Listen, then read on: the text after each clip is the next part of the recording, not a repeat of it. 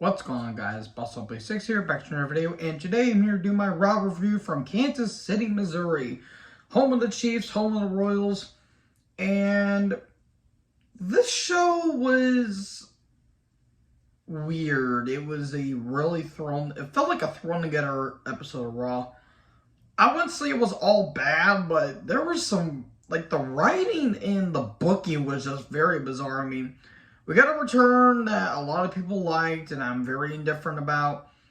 We got a new member of a faction, and we had a pretty fun cage match, but let me not conversation what you guys thought about the show. We start off with Edge coming down, and we have a recap of the tag match at the castle. And then he talks about Dominic and how he was kind of the nephew he never knew he wanted, and I was basically like an uncle. And he says, well, after what you pulled at Castle, I don't want to teach you a lesson. I want to kick your ass. And Ray comes down and he tries to, calm Edge down and say, hey, he's young, he's learning, he's a young kid, all this stuff, yada yada. You don't have to resort to violence. We don't need to resort to violence. And then Rhea, God Christ almighty, can Rhea do that to me, please? Rhea shows up. And then Dominic shows up. He's joined Judgment Day. She turned Dominic into a man. Can I be next in line, please? And God damn it. Rhea was kind of distracting here. And then Ray tries to talk sense into Dominic. Why does Dominic look like Lars Ulrich, long-lost love child? Seriously, it's so bizarre. I can't unsee it. He looks like he has Lars' face. So Ray leaves, and then Priest and Balor show up. They attack Edge, and then Rhea attacks Ray. Ray gets a chair, hands it to Dominic, hands it to Balor. They attack Edge's leg. Coup de grace. There you go. More on this in a little bit. Look, I'm going to give this a chance, but this is most likely not going to work. Dominic, if this gives him at least some fucking personality for once, which they're going to have to try, then okay, I could see what they're trying to do. But people are saying, oh, this ain't going to do anything for Judgment Day. Judgment Day are going to be doomed. They've been fucking doomed from the word go, basically. So, we get footage of Miz and Ciampa in the parking lot earlier. And they're talking about the man who shall not be named. And they don't want to talk about it. And Miz talking about his cage match with Lashley tonight. And all of a sudden, the car's flipped over. Okay. Then the New Day took on Alpha Academy, took on Los Lotharios versus the Street Profits. Fatal 4-Way #1 contenders match. Okay, it was a match that certainly existed. Look, it wasn't dull. It's just, I don't really care about the tag title division. Like, they need more teams. They have more teams in the women's division. I'll talk about the women's division here a little bit, but it was a match that happened. I thought to myself, it's either going to be the Profits or the New Day. Which feud do we need extended even fucking further? I mean, seriously, those two feud with the Usos so much they become the tag team equivalent of Randy versus Cena. It's honestly baffling. And all of a sudden, Strowman shows up. Okay? He attacks everyone. Security shows up. And then he goes to do his run into the barricade, and then he slips, but he still runs into Otis. Why was he wearing those pants is my biggest question. And then he power slams Dawkins to a table. Okay, look. If you guys are happy that Strowman's back, fine. More power to you. I personally don't give a shit about him. And I'm not going to talk about how he is politically. I'm not going to be talking about that. But Strowman just isn't important anymore. Like, they booked him like a big bumbling goofball. Like, they made him look like a monster early on after they ditched him from the Wyatt family. And when he was just on a tear, he was over. Even though he was a heel, he was over with the crowd. And then they want to give him the Universal title. Now, I understand he was probably still green at the time, But you got to strike while the iron's hot. And if you don't, that thing's going to be colder than ice. Just ask Adam Hangman Page why he's still with the Dark Order after losing the world title. But I digress. Point is, they should have given it to him in 2018. 2017, okay, fine. I can kind of understand because, yeah, you may think he's not ready, but still, he was still over. 2018 was the year. But they fucked that up, and now, yeah, granted, he got the IC title, and he even got have a reset with the tag titles, even though he won it with the fucking 9-year-old. But I digress. Was it a 9-year-old? Yeah, I think it was a 9-year-old. Yeah, Nicholas, that's Mike Chioda's kid. And now, yeah, he won the Universal title, but it was like 2 years too late, and then he got... They put him in the dumbest feuds possible, and I just stopped caring about Braun. Granted, he's in shape. I mean, good lord, he's fucking jacked, but I just don't care. I don't care about Braun anymore. So, okay, more on Strowman here in a little bit. If you guys like it, more power to you. I just don't personally care about him. But during the break, he power slam Gable, because Chad Gable can't have nice things. Raquel and Aaliyah come down. Oh, great, these two. We're going to recap of the tournament finals where Dakota wasn't the legal person. Raquel and Aaliyah versus Piper and Nikki. That match happened. Damage Control was watching backstage. Piper, good Christ, can she sit on me like that? And, Lee and Raquel win. Can he please skip these fucking stupid gimmicks with Nikki Cross? Please give us Nikki Cross, and please give us Piper Niven's name back, please. They're doing it with the men. Do it with the women. So Ray is backstage, and he says, I don't care, remember, Judgment Day I'm taking on. I just want to beat the Sunset in the Judgment Day. And then we get a recap of Sheamus' ovation after that brutal match he had with Walter. And then Theory comes down. Great, that's what we fucking need on the show. And he cuts a long, laborious, lazy promo.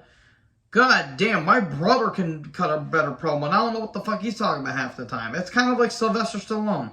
No offense to Stallone, I just don't understand what the hell he's talking about. You need subtitles for the fucking guy. But he talks about how his jaw hurts and he was stumbling over his words because he got knocked out by Tyson Fury. And then no one shows up to save this. Thank God we actually had talent here. And then Owens is having the time of his life right now. He's taking the piss out of Theory. Not literally. That's kind of disgusting. That sounds a little less dirty in my head. But he's kind of making fun of him. And he said... And he kind of breaks the fourth wall saying, oh, wait, I'm the one that's saying let's fight. And the second the referee's going to come down. As soon as the referee comes down, he said, well, it took you a little longer than I thought. That was kind of funny. Owens never fails to entertain. Even when he doesn't give a shit, he always entertains. And, okay, Owens took on Theory. It wasn't bad. Whenever Theory got on offense, the crowd went dead. But whenever Owens got interference, the crowd came alive. There was a brutal step spot. Why? Owens is dying for us for our sins. Avalanche Fisherman Buster. I always pop for that because that's always a cool move. Pop-up powerbomb stunner, and then Owens wins. There was more to the match. It's just I didn't care about it because I don't really care about Theory. More Theory here in a little bit. Miz and Ciampa are backstage, and Miz is, getting himself ready, and then Cher scares him. And they're like, don't talk about the man who should not be mentioned. But she's like, I'm actually talking about your match tonight. Oh, okay. Then we get a Clash of Castle recap. Then Damage Control's walking backstage, and Piper and Nikki are in the background. And Nikki took off her mask and stormed off. People are saying, oh, it's gonna be a little storyline. It's gonna be a big storyline. Name 5 fucking people that are actually gonna care about it. So, the Chiefs are in the crowd. Good. They won the Super Bowl last year, I think. Not this year's Super Bowl. That was won by the Rams. Because Mahomes and the Chiefs got too cocky in the playoffs. I'm sorry. Also, I want to give a big shout out to my good friend Emily. You're in Kansas City. Hooray! Hope you're doing well. Hope to see you soon. So yeah, Chiefs are in the crowd. I didn't see Mahomes wasn't there. I don't know. I'm kind of upset, not gonna lie. Then we get a Sergeant Major Patrick Payne video package for some reason. Okay. Damage Control comes down. Can Io slap me, please? God damn, she looked great. Everyone looked great, but oh god, Io. Oh my Atlanta. Can she, whatever she said, I agreed with basically, and how Bailey's having a ball with this. She's having a great time with this, and then how she talked about how she beat Bianca and all that stuff, and then here comes Belair. Belair looking great tonight as always, and Belair's always got charisma written all over her, and she's like, well, yeah, you may have beat me, but it took 3 of you to beat me, which is true. And she's like, how about we have a match right here, right now? And Bailey's like, oh, that is so nice of you to challenge me to a match because you don't want to hide your pride and all that stuff because that's all he had to lose. But when the time is right, I'm coming after that title and I'm taking it from you. And then Aaliyah and Raquel are going to be having a match against Dakota and Io. Please give it to Dakota and Io next week because we don't really need Raquel and Aaliyah, especially Aaliyah having a title under her belt in 2022. But I digress. So there you go. That's basically it. They're going to be having a match at some point. So Ray's backstage. Getting ready for his match against Priest. Recap of Drew at the Clash of the Castle. He should have won the title. I don't care what anyone says. He should have won the title, and Drew as a main eventer is basically non-existent at this point. They could try to build him up, but boy, oh boy, that was complete bullshit what they pulled out. Nothing against Roman, it's just the booking was bullshit. So anyways, Gargano's backstage. Great. He's going to be having his in-ring return over in almost 9 months. Theory shows up. Great, because that's what we needed. And whoever wins better have a personality, that's all I'm saying. Look, Gargano and Theory are great athletes, it's just they aren't interesting. Gargano used to be, but he just did the same shit over and over again. So, anyways, Ray comes down. We get a brief recap of what happened earlier. And then Ray took on Priest. It wasn't bad. We just seen this match 100 times. Judgment Day come down. Ray kept going for the 619, but Priest kept cutting him off. He goes for 619, but Dominic gets on the apron. And Priest hits the Slayer album, 1, 2, 3, and Priest wins. And then Rhea with the quote of the night, whatever Poppy gets, or whatever Poppy wants, Poppy gets. Yes, ma'am. And the people were chanting, who's your Poppy? That's good shit. Rhea's always a blast to see. So Lashley's backstage. Good lord, that means a freaking nature. We get a recap of Strowman laying waste to everyone. Backstage, he says, better watch out for SmackDown because I'll be showing up there. Okay? Rollins video package leading up to their match at Clash and eventually their match at the Castle. And after the match, Riddle wants a rematch. Seth says, no, we're going to be getting a rematch at some point. Lashley versus Miz in a steel cage for the U.S. title. This was this was certainly no Tully Blanchard versus Magnum TA from Starrcade 1985. I quit steel cage match levels of intriguing, but hey, it wasn't bad. It's just kind of average, I guess. So, Miz used the title early. Ciampa kept helping, interfering, attacking Lashley.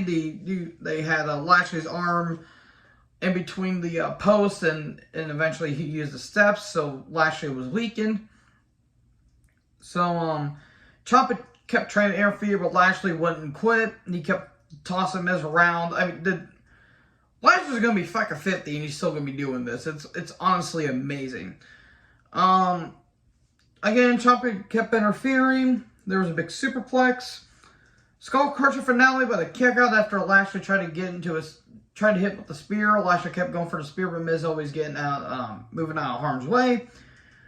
And so Ciampa tries to slam the door on Lashley, but Lashley reverses it, but Miz eventually kept slamming the door on Lashley. Miz is going to escape, and all of a sudden Dexter Lumis comes out from under a ring. Hi. And then Lashley hits a spear. Lashley's spears always look pretty brutal. And Lashley wins. Okay, good. He needs to hold on to the title, and then eventually you strap the fucking rocket to that man. They don't give him one more world title run, I'm going to be very disappointed. The Lumis gets in the cage, Miz tries to escape, Lashley stops him, and then the Miz gets hit with the silence. And there you go. Why doesn't Dexter Lumis blink? I need to know these answers. So yeah, that was Raw overall. It wasn't dull, but it was just kind of random as hell. It felt thrown together. It just, something wasn't clicking with this episode, but those are my opinions. What were your thoughts on Raw tonight? How about have a little chit chat in the comment section. Make sure you guys like, comment, subscribe, tap the little bell for more notifications. Join the herd. I'll talk to you guys next video. Peace out.